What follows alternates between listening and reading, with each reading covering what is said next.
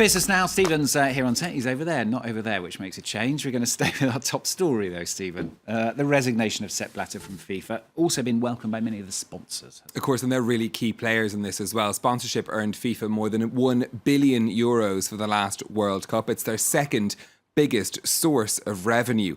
Many, though, had expressed their concern about the corruption investigation and, in turn, they've welcomed the resignation of Sepp Blatter. But they've also called for changes at FIFA to be made in the future. Solange Mougin has the details. Distancing themselves but not stepping out of the game. Long-term sponsors of FIFA, who by association have come into the spotlight, have navigated the stormy waters surrounding the football shake-up with carefully worded diplomacy.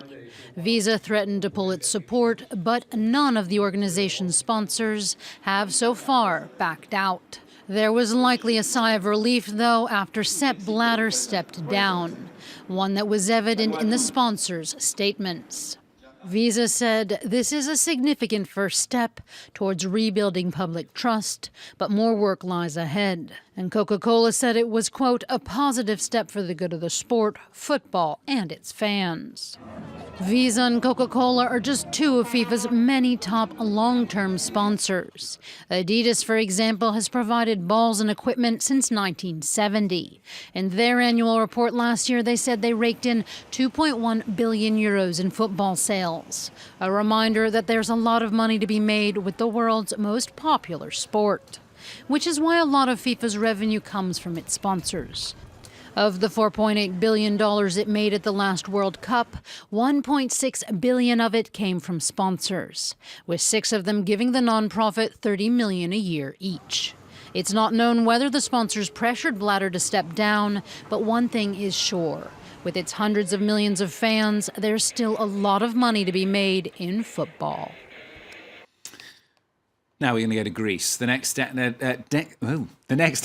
deadline. It's hard to say that. It's creeping closer, isn't it? Any choking on your words over this story. As they all are in Greece as well. Yes. Well, I can tell you, first of all, there is some optimism that the deal actually might be on the way now. This is as both sides have exchanged proposals on economic reforms aimed at releasing the last €7.2 billion of bailout loans. Greek Prime Minister Alexis Tsipras says his plan is realistic. The details haven't been made public, but it's believed that differences still remain between the two sides on issues including the size of the budget deficit Greece will be allowed to have.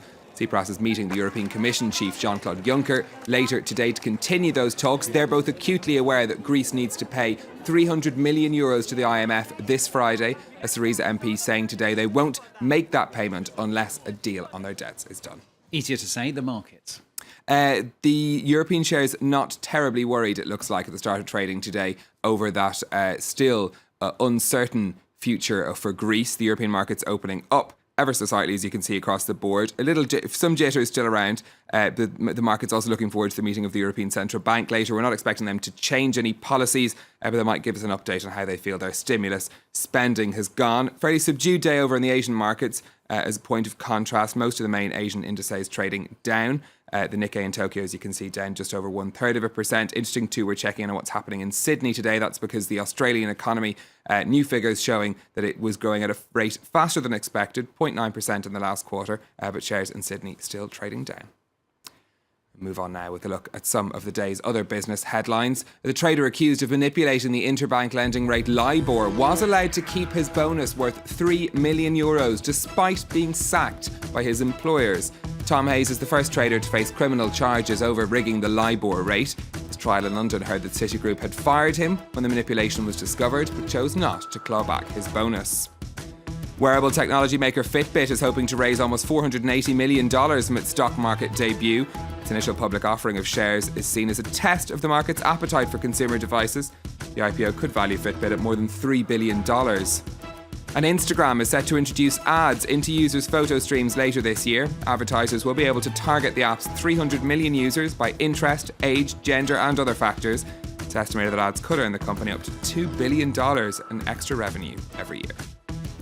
Now, finally, we know that there is no such thing as a free lunch, of course, but Stephen has got a story about what could be the most expensive lunch around. Yes, this is lunch with the billionaire investor Warren Buffett. Now, he does this every year. He auctions off a lunch for charity. The opening bid is $25,000. I can tell you bids on the eBay site are currently over $1.2 million. Now, it has gone as high as nearly $3.5 million. That was in 2012. That was the record set for a charity auction on eBay. Now, Mr. Buffett is apparently willing to answer any question except what he plans to invest in next.